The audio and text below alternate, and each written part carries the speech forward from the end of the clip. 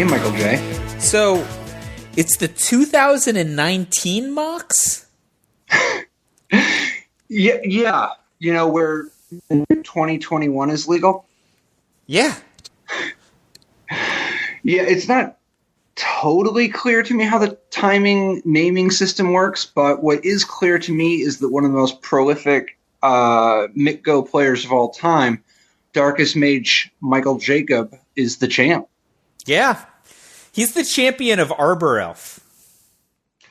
Yeah, but that's true already. Yeah. Yeah, he's got a long and storied history with the exotic elves, but what do you think of his use of Arbor Elf this time around? So I actually thought both of his decks were hella interesting. Even though they're variations on archetypes we've seen in the past, I actually think there's a ton to talk about. Do you want to start with Pioneer? Do you want to start with Modern? Yeah, well, let's talk about your Arbor Elves, man. All right, so his Modern deck is a Selesnya Heliod Company deck, and he's got 4 Arbor Elves, and obviously Arbor Elf is advantaged in this format because it can untap such luminaries as Temple Garden, right? And when you combine that with Utopia Sprawl, then you're compounding some mana production there, right? Yeah, I mean, when you're talking about a deck that has the extra requirements of stuff like Auric Champion, that can feed into it. But Arbor Elf is also just, is there, how much of a situation is there where it's ever even like worse than Llanowar Elf? Like, isn't it kind of just like a noble hierarch of sorts for the fixing?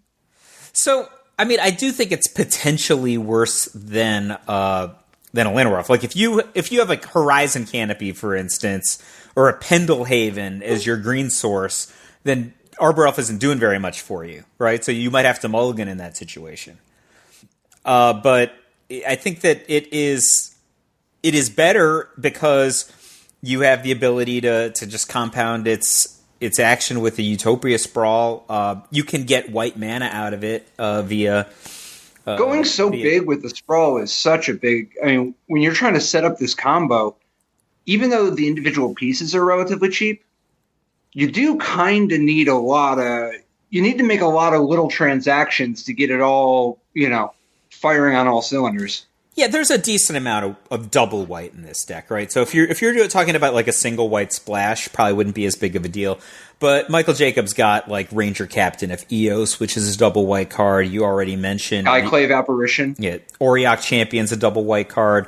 So I think that certainly you're getting more out of it than kind of your potential downside risk, because any forest, right? So this deck's got 4 forests, 4 Temple Garden, but then it's got all these Windswept Heaths and Misty Rain forests, etc., which can, proxy as forests of some type or another. It's just, if you look at it, it's like 22 land. How many does it not untap, right? Like Gavany Township is not much of a forest, right? So Horizon Canopy, not much of a forest. But most of these lands are potentially a forest, although there are 2 basic plains. Yeah, but if you're casting Arbor Elf in the first place, it's kind of implied that, I guess that solves the Gavany Township and Plains issue. It's kind of implied you've got some green mana. Yeah. But yeah, the 3 Horizon Canopies and the 1 Pendelhaven are the only liability there. And when you have an Arbor Elf, Pendelhaven is not necessarily a liability. You're just going to rumble? Rock on, Arbor Elf. Dude, establish control. Dominate the board. Certainly. So yeah, but the deck itself is using Ranger Captain of Eos to try to set up. You can use Ranger Captain of Eos to go find Walking Ballista for the Heliod combo, and then the attempt to, well, actually, just I don't know. MJ, ever since Heliod was spoiled, he's been saying that he's going to break Heliod sometime. Like, he's just been in on Walking Ballista Heliod nonstop.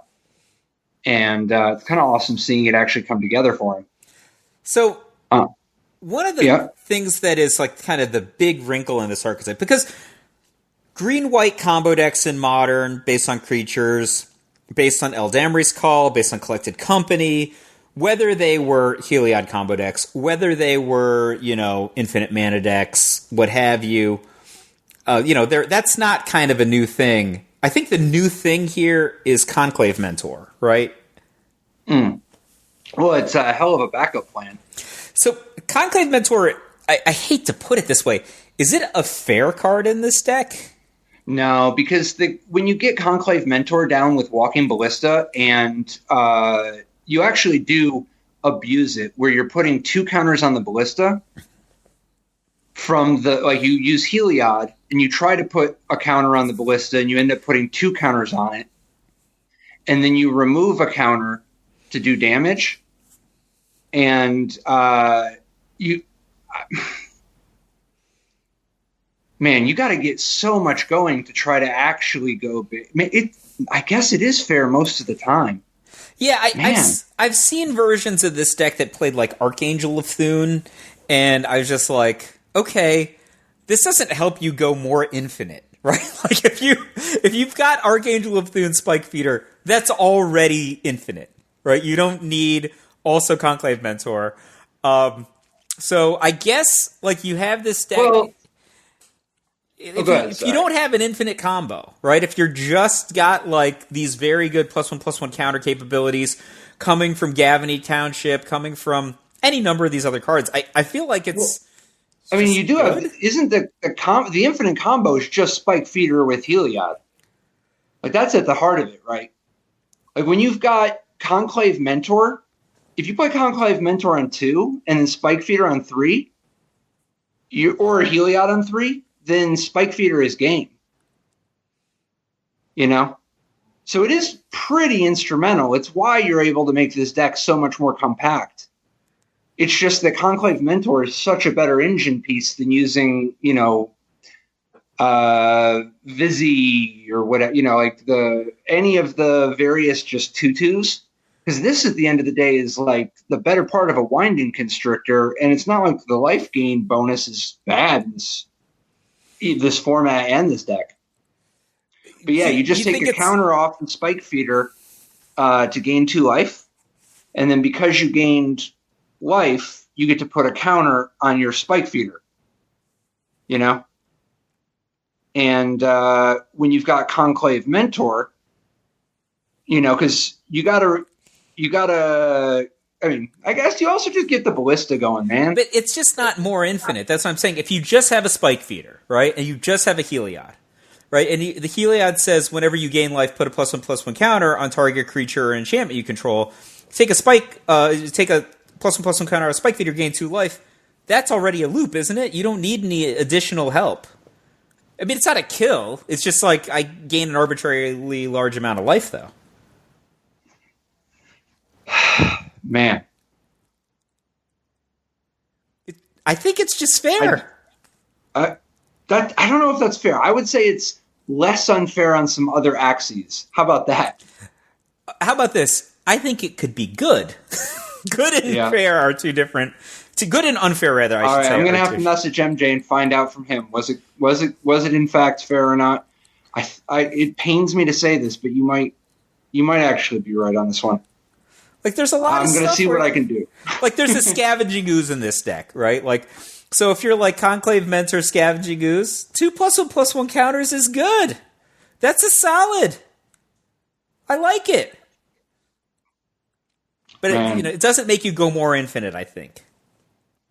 Crazy. But what do you think of the Giant Killer in the sideboard? That seems so awesome. Yeah. Isn't that sweet to get with the Ranger Captain? Yeah, it's like you can tutor for a kill spell. Like it's literally like you tutor for a kill spell cantrip. Do you think he's got enough going on here against the Oops All Spells type of, or not even Oops All Spells, but just the graveyard decks in general? I mean, wrong format, but like 3 surgical extractions. It's always interesting to me when I see surgical as the choice instead of some of the harder options, I mean, surgical extraction it's not particularly synergistic with his deck, right? His deck is a deck that has to have a high concentration of creatures for collected company, and he's already like kind of violating how many creatures he can play because he's got Utopia Sprawls and Eldamri's Calls there. But it has the huge advantage of being free, right? So he can kind of just try to play his A game. You just play his mana out, play out his creature combo pieces, whatever. They go to do their thing, and he doesn't have to slow down. I think like when you have some of the other options, like a Rest in Peace or something along, anything that costs mana, you're now not playing your Auriok champion. I guess Scavenging Ooze is your go-to when you actually have enough mana to call for it. I wish there was some kind of a jailer or something you could actually call to that's fast, because if somebody just, activates Undercity Informer or Balustrade Spy against you, I guess the results kind of prove the point, though. I don't know. Maybe I'm just paranoid of these Oops All Spells decks. So here's the thing about this deck. If he's on the play and he plays a first turn Arbor Elf, he might just kill them in response to them oopsing, right? Right? Like, so Oops All Spells... that's interesting. No matter how powerful they are... no matter how quick they are, there's an upper limit to how much damage they can do in one turn. Right? So... Oh, good point. So, like, they're going to quad Lightning Helix you and then, like, quad Vengevine you. That's it, right? They could do it again, like, in a subsequent turn. Like, if you don't beat them, they can certainly try to beat you. Okay, so that's... But if at a certain point, if you ever get Heliod active, you can, like, stabilize against an army of Vengevines and 3/3, amalgams or whatever. Oh, absolutely. I'm just saying, like... they're like, all right, I'm going to do my thing, and you're like, all right, in response, tap my Arbor Elf collected company. You hit the right guys off of that company. It doesn't matter how many, how many cards that they're flipping over. They just can't kill you, right? Like, so you're like, all right, I'm not dead. By the way, you're not going to kill me anytime soon, and I'm going to have plenty of time to set up my game. Well, the thing is, like, that deck doesn't have a very good interactive game, so... If you just get your stuff out, like in the immortal words of Bob Maher, if that creature comes into play, it's not going anywhere, right? Like, and that's the thing. So I do think that is an advantage that he's got. Like he might not be the fastest, but he can go. His game plan is very, very high, very, very, very high, and even decks that can do an extraordinary amount of damage. He could just, like, gain that much life back if he wants to, depending on his setup. It's kind of nice that he actually can just get around Leyline of Sanctity.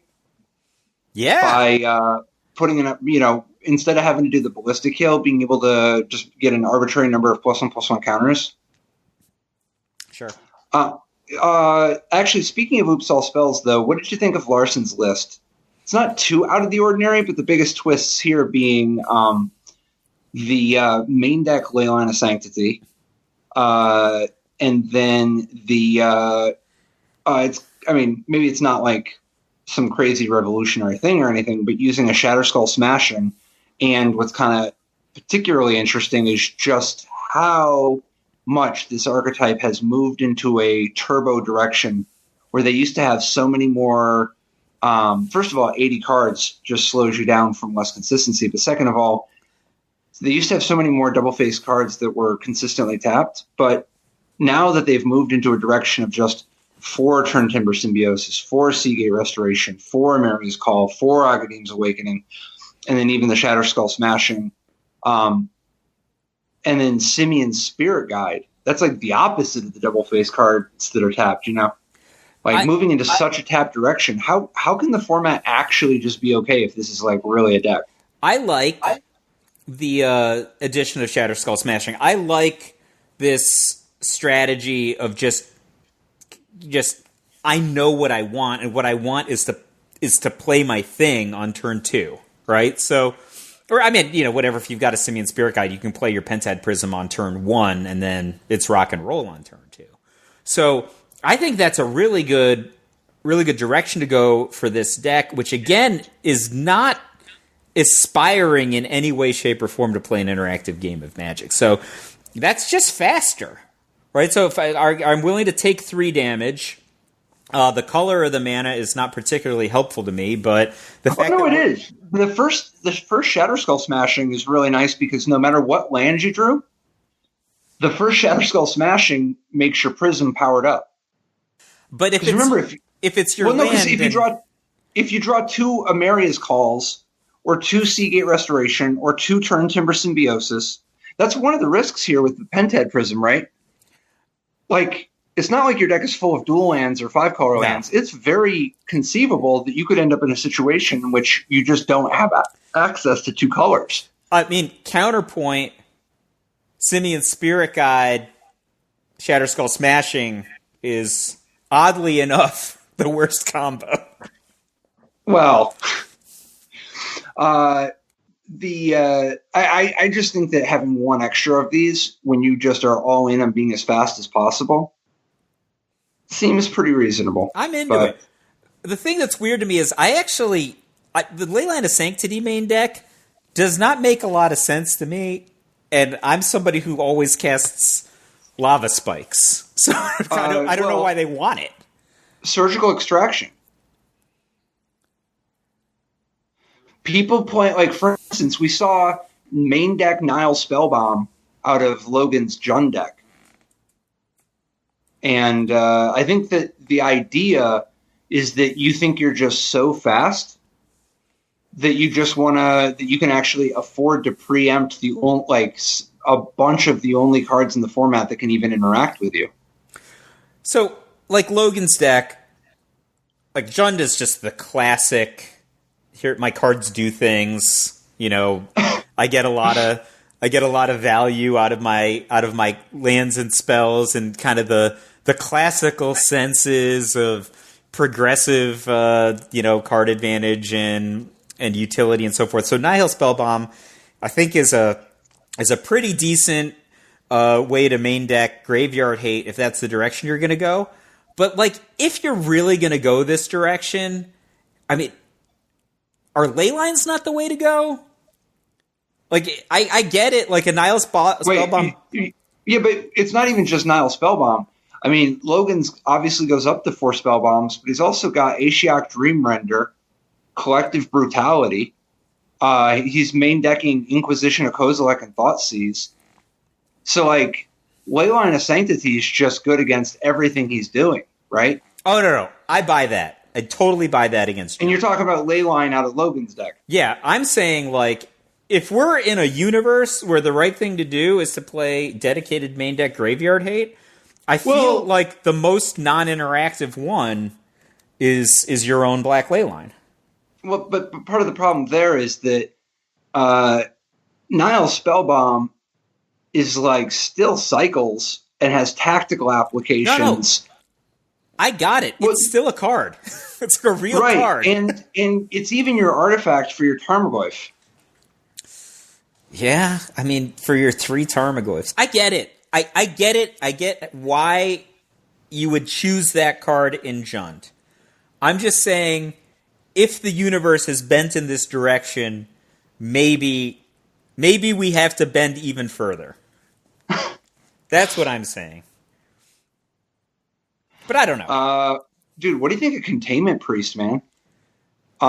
It's a ball. Brandon Pascal's got a copy of it in the sideboard of his Omnath deck in order to combat the Super Vengevine turn. It does a fantastic job of that. Does it do enough? Well, I mean... Well, I'm just looking at the sideboard, and it's got 1 Ashiok, 2 Soul Guide Lantern, and 1 Containment Priest.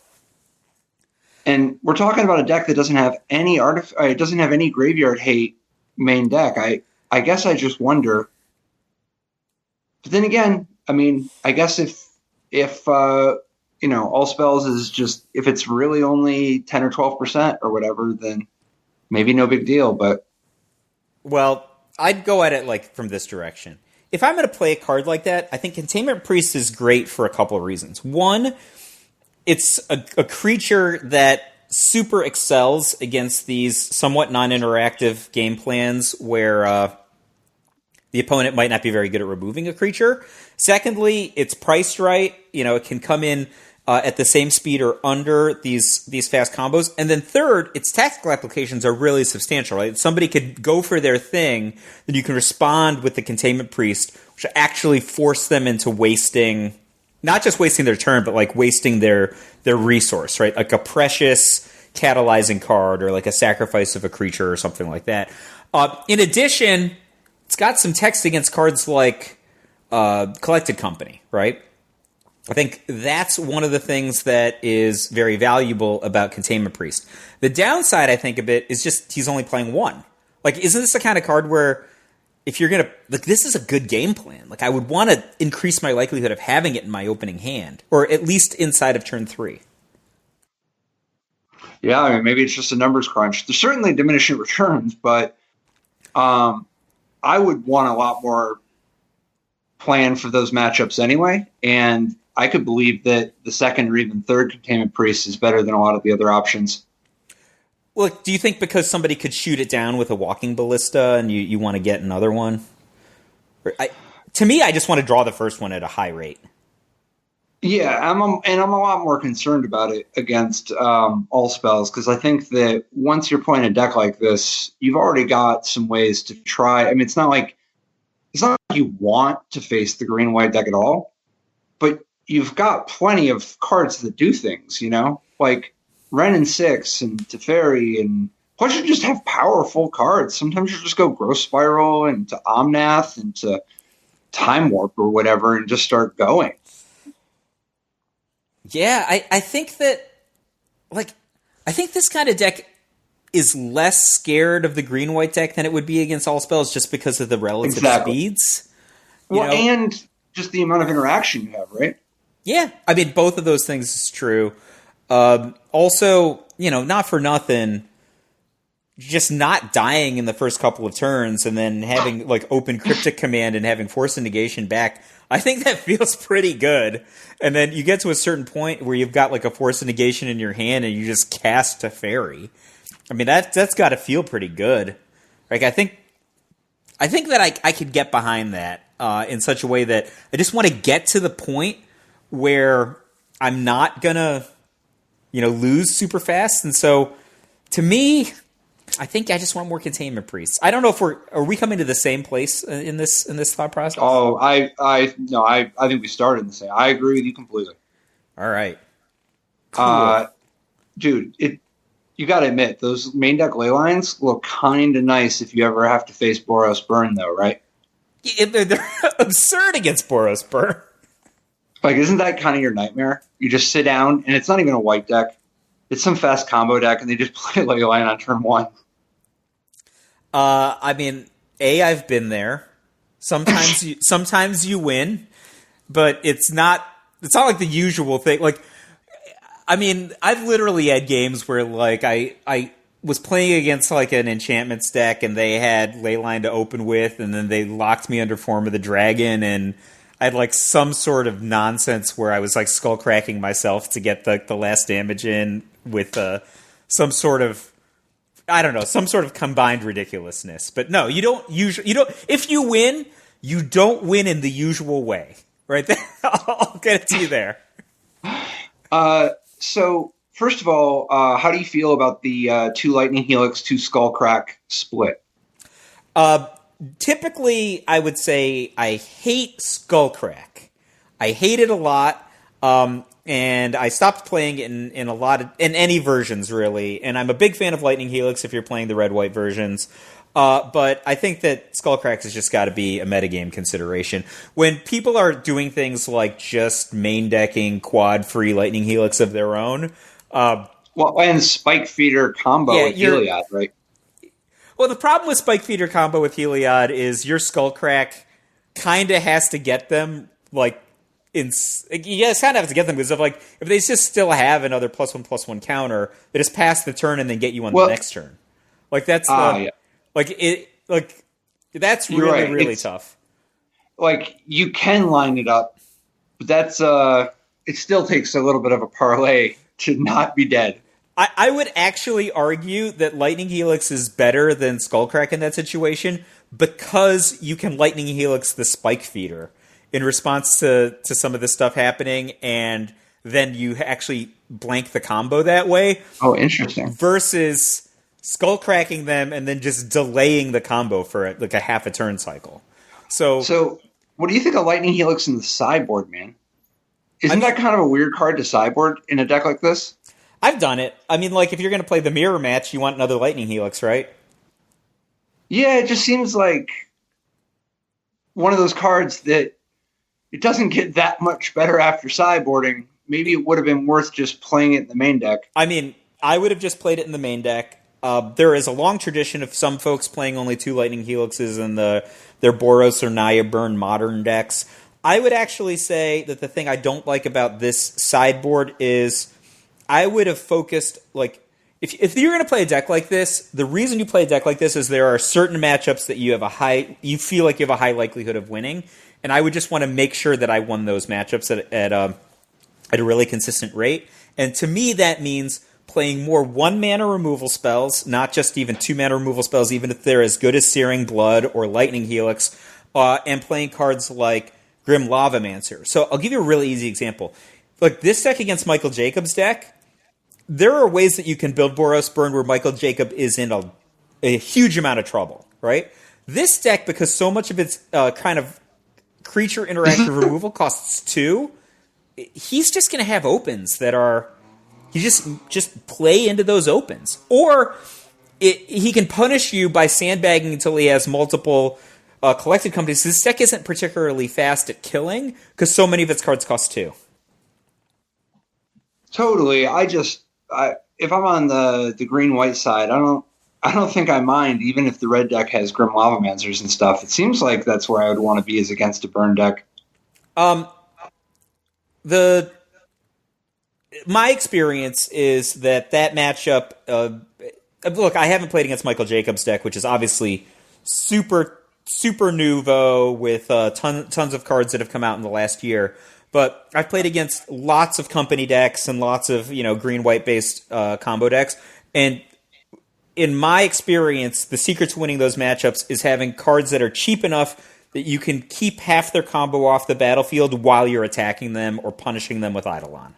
Right, so then sure. That makes the game short enough that you can win. Because if you get them get into a situation where they're casting like 3 collected companies or something, their cards are just way better than yours. Just going to beat you. Like, it doesn't even matter what they're turning over at some point. Like Lava Spike is a thoroughly unimpressive card if the opponent successfully resolves 2 spike feeders over the course of a game. Right, like I think that's the way you have to approach it from the Boros side. But I'm happy that a Boros deck made this tournament. This is an archetype that has been woefully absent from kind of the top performing decks in MTGO modern tournaments in the last several weeks. So talk to me about the return of Kozilek, Butcher of Truth. Kozilek showed up as a sideboard out of Amulet Titan, a sideboard out of Tron. Why this sudden revival of interest in Kozilek? The Tron deck obviously has Ulamog main deck already, and then the Amulet deck doesn't have any other Eldrazi. So it's like, is it just literally that Kozilek only costs 10, and the clock is a little bit faster? Yeah. Or do you really care about the drawing the cards? Look, I think Kozilek's appeal over the course of time has always just been that it was a more economical option than some of the other ones, even if it's only by 1. If you get it down early, like this is a Turn Timber, like the Amulet Titan deck, for instance, it's a Turn Timber Symbiosis deck. If you Turn Timber Symbiosis and you reveal Kozilek, even if you don't draw the 4 cards, you're still Annihilator 4. Yeah, but if that's the argument, there are wouldn't you just want to have a more powerful kind of colorless or castable card? Well, I mean, it depends, right? Like Ulamog, the traditional Ulamog approach doesn't give you any Annihilator. And maybe this is like a happy medium. Obviously, if you just flip Emrakul, you're doing even bigger things, right? But Emrakul's a lot harder to cast if you're just trying to do it off of lands that make 2. So, maybe in the Amulet deck it makes a little less sense, but in the Tron deck, what about there? I'm not saying it doesn't make sense. I think it's dope. I guess it wasn't sure that it's like the best one. Like it was quite a coincidence, but it seems cool. You like it in the Tron deck a lot, though. I like it in the Tron deck more. I think like its castability is so high in the Tron deck. That's all. Just like Maze Mind Tome continuing to do work. Yeah. I mean I think that's a card that's just always going to be there in all the formats where it's legal. There's tons of cards like that as long as it's legal somewhere, then it does so many things, right? It's a little bit of life gain, it's a little bit of grinding, and it's a little bit of mana. Like I think that the fact that it's so cheap and asks so little to give you what it's getting, that just a wonderfully made Magic card, I think. Even though MJ took it down, is Omnath just the best deck in the format?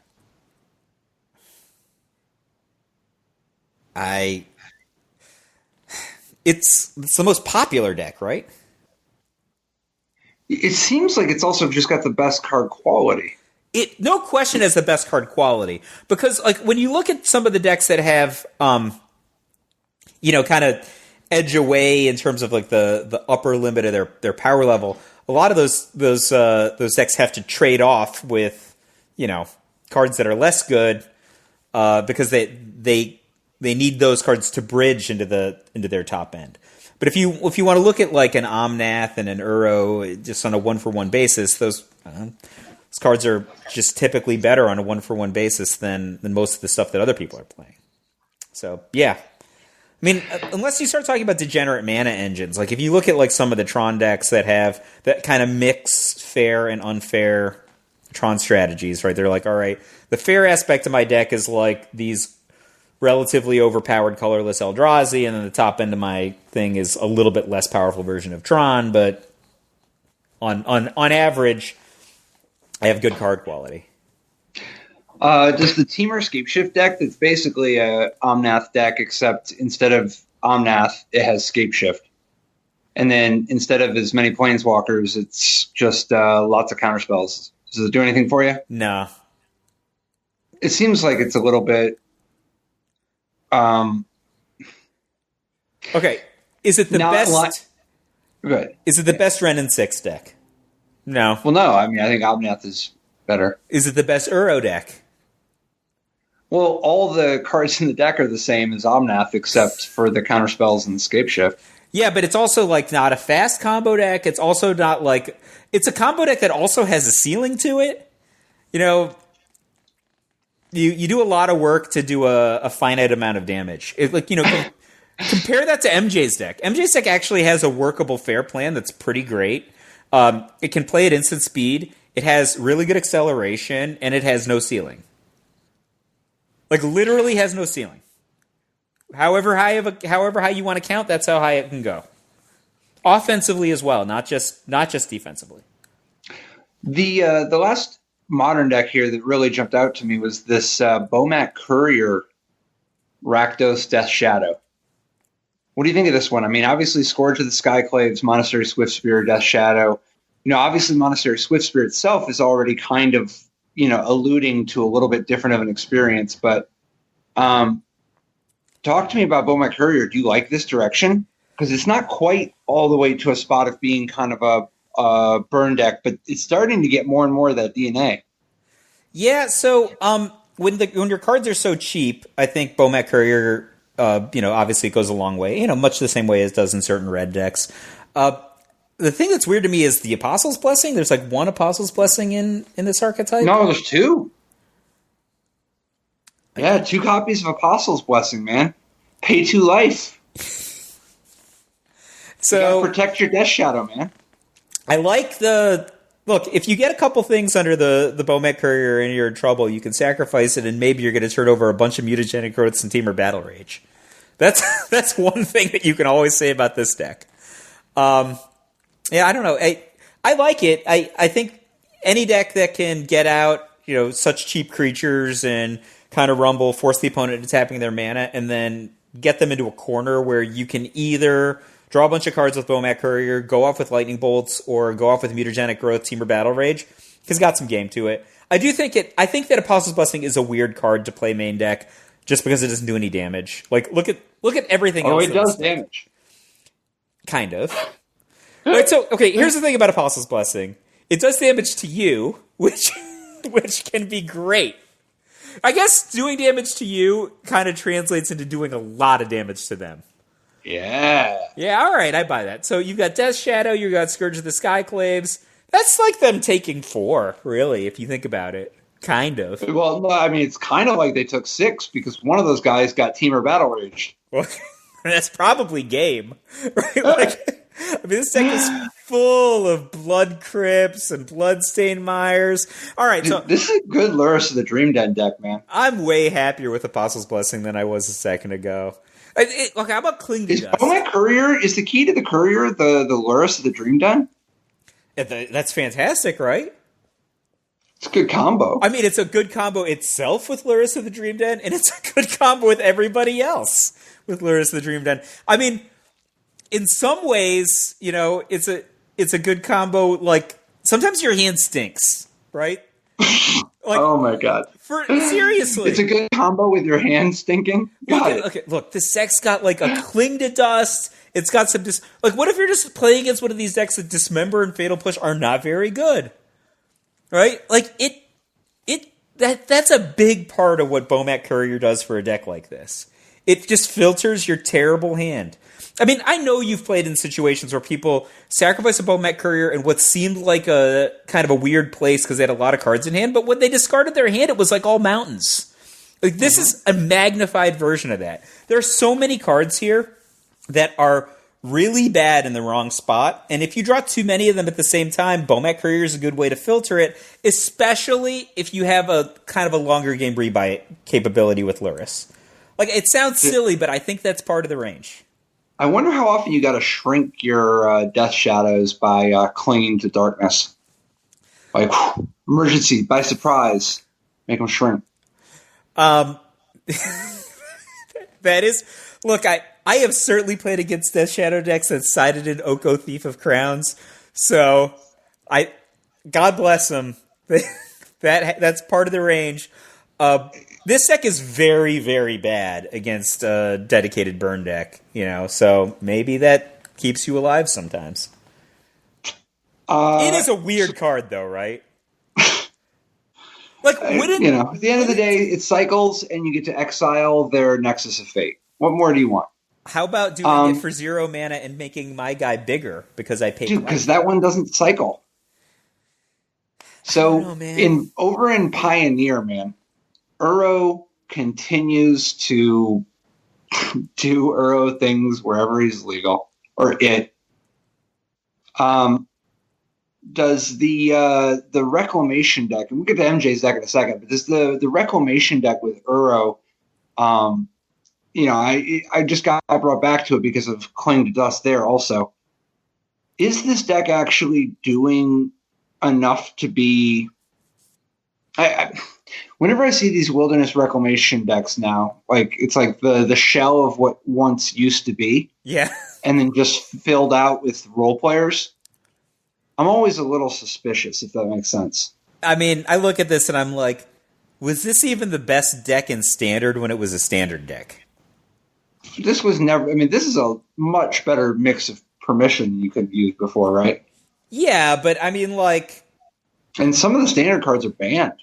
But are you excited to sabotage? I'm like Wilderness Reclamation, sabotage, Shark Typhoon? That's not... I'm not excited to Sinister Sabotage in a format as powerful as Pioneer. Yeah, like that's what I say. So I'm like, is Chemist's Insight a thing that I'm so hyped to do with my Wilderness Reclamation? I mean, it's certainly a thing I can do, right? Like, I play my Wilderness Reclamation out, and then I untap my lands, and if they don't do anything exciting, I can cast a Chemist's Insight. In fact, I can cast the same Chemist's Insight next turn. Is that good enough? B, is that a thing I even want to do? Nope. I don't think so. Uh, I'm a fan of MJ's take on the Green Devotion archetype, though. Oh my god, Green Devotion has been on the rise ever since Oath of Nissa was unbanned. It kind of came back, but then it catapulted to the upper echelon once they banned out, Breach and Inverter, and once they banned the top 3 combos, suddenly Green Devotion doesn't have to pay as big of a price for its modest interaction. I mean, let's just look at this deck. I mean, I love this deck, first of all. And I'm not just a green creatures deck, but this deck looks gorgeous to me. So, how much is it the Karn package? Because not everybody plays that, but a lot of people are like, that's the most prominent way nowadays. It's nice. I mean, there's a lot of good tools. Like, I love that he just has a Darksteel Citadel on the sideboard. Don't you like that? Yeah, I mean, that one, everybody does that just because when you're talking about a deck that cares so much about getting up to 5, and Karn can ensure you get that fifth mana, it's just such a nice option compared to the opportunity cost. Don't you wish there were some Chaos Wands in the sideboard, though? No, you always wish there were Chaos Wands. Because Chaos Wand is unbeatable. That's why. Dude, what? I don't know. I do not have the same infatuation with Chaos Wand. When I would be getting Chaos Wand, I'm either getting Python Needle or Grafdigger's Cage or the Great Henge. Well, the Great Henge is often unbeatable in a similar place sometimes just as Chaos Wand. Dude, but sometimes just Orbs of Warding or God Pharaoh's Statue is just going to be unbeatable. And it's not like you don't just kill people with the Gear Hulk sometimes. Yeah, look, I'm just saying, this deck has got like 15 one-ofs in the sideboard, right? I just think I'd rather have 2 Chaos Wands than some of these one-ofs. But you're out of control. MJ is the champ. You are out of control. So a couple of the tuning decisions he made that I really like. Almost nobody plays Hashep Oasis, and I actually really like it. I think that some people play just all the forests alongside Nykthos, and some people will play. So Turn Timber Symbiosis doesn't really do as much if you're doing the Planeswalker package, and using the Castle Garenbrig, it's devastating. If you ever end up in a spot where you have Castle Garenbrig as your only green source, you have Castle and Nykthos. Whereas with Hashep Oasis, first of all, the majority of games, you're never even going to take a single point of damage. But second of all, even if you do, it's not like it's the biggest deal, right? But the possibility this deck doesn't matter. Not very much. And then the possibility of actually just taking a turn off the clock against some of the decks or just throwing off the math against... I mean, I don't know. That seems like a nice option. Well, that's the whole reason you play it, right? Definitely, but I'm just saying most people don't play it. And I think it's sweet that he did. That's like the type of nice little edge that you can find with a lot of preparation. Super agree. Other tuning decisions on his part, he played 2 Elder Gargaroth main deck, along with 2 Llanowar Visionary. And the interesting thing about the 2 Elder Gargaroths, most people were playing him in the sideboard, but him playing a main deck gave him more room to have even more targets for his Karn package. Ulamog is like his non-target. He's just got targets for days. I guess he still has 1 ooze in the sideboard, but the Gargaroth main deck is kind of it's another way to be a little bit big, but it's also a concession to burn, of all things, you know? Yeah, it's fast in this deck also, right? If you get out, Llanowar Visionary on the second turn, I mean, it's for sure coming down. Well, and this is a deck with, 8 elves plus Wolf Willow Haven.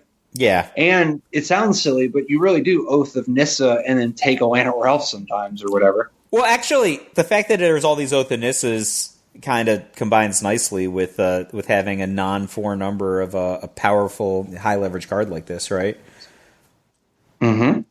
And then Llanowar Visionary is kind of in that hedge spot. It's almost like smoothing out your draw, where when you don't have a lot going on, at least the Visionary draws you a card while also advancing your game plan. And when you do have stuff you want to be doing, it is another way to ramp. You know, like a lot of people in this spot would just play Scavenging Ooze's main deck. And I actually don't love the Ooze's main deck because I think that in a lot of spots where it would be the right matchup, you don't even have enough mana to use it in a deck. Like, I mean, this deck can produce a lot of mana, of course, but sometimes you just have such a narrow window where it's relevant. Yeah, it's not like in Standard. In Standard, when you're playing a lot of matchups, like Green Mirrors, for example, Scavenging Ooze is the best card because it's the last card, right? So even when there's potentially more powerful creatures like Stonecoil Serpents or Questing Beasts or something in Standard, they trade off with each other, and then you just play a Scavenging Ooze. He eats everybody and is now the biggest thing. In this format, I think that happens way less often, in part because you have these non-creature threats like Karn, Nissa, and Vivian, and then, you know, obviously you have the ability to go very, very big as a result of kind of the harmony between all these things and your explosive mana from Nykthos and all the creatures. So, like, you just don't get in these, like, attrition-y battles where, you know, somebody's just going to take over the Planeswalker. Separately, like, it's not as good against burn as Elder Gargaroth, though, right? Like, because a Scavenging Ooze for 2 mana doesn't have a high likelihood of living, so you want a Scavenging Ooze with, like, a few mana open. That, if you have 5 mana, for example, or it's just a Scavenging Ooze +3, for example, that you played in the mid-game, wouldn't you just rather have a Gargaroth? I could believe it, I guess. So, I mean, I do think Scavenging Ooze is a very good card. I just think, like, for the jobs that you're potentially doing, Gargaroth is a better cleanup guy, given... I just like Gargaroth on rate, man. Yeah, I mean... But I'm a sucker. I think it's an interesting card to have on rate, because this deck has, like, a lot of potential degeneracy that it can exploit, and, like, at some point Gargaroth is just looking mighty fair. You know? Which is weird to say about a green creature deck, right? But, you know, this deck can, like, Wolf Willow Haven Nykthos into much bigger things than a Gargaroth. But I like it. It's cool. I like how it can downshift. How about that? What do you think of these burn decks with, like, 1 Zergo Bellstriker or 1 Wayward Guide Beast? Like... does it really come to that?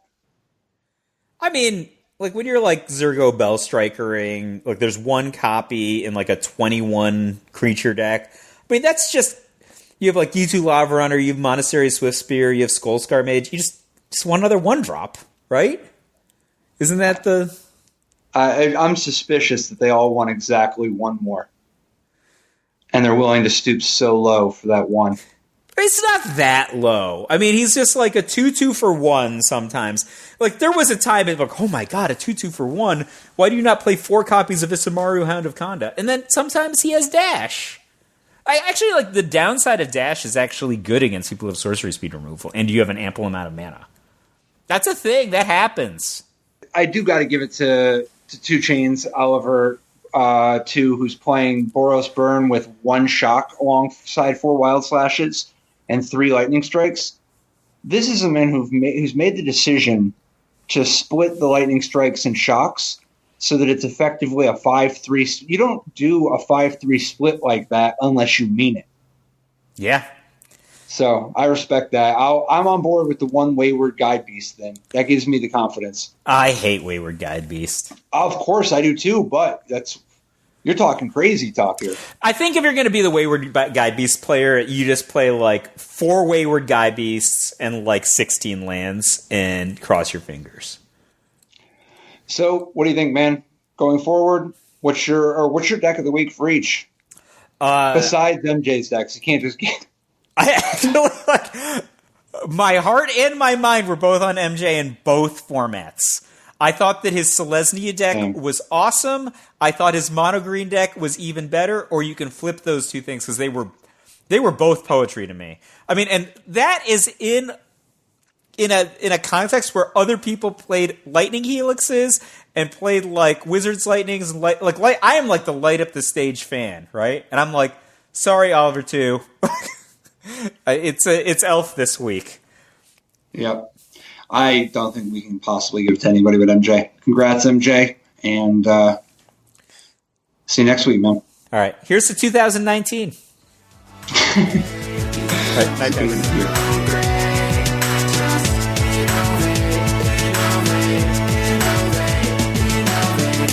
life didn't work so great. Tried to play dredge, use for jail or hate. Ghostly prison waiting for my untapped phase. Your core trapped in amber stasis state. Lost a lot of friends, got left behind. Had to find a way not to lose my mind. Trapped in a vault with nothing but time. Parents and my friends were the key to find. Magic gave me purpose and drive. The game, the love, it kept me alive.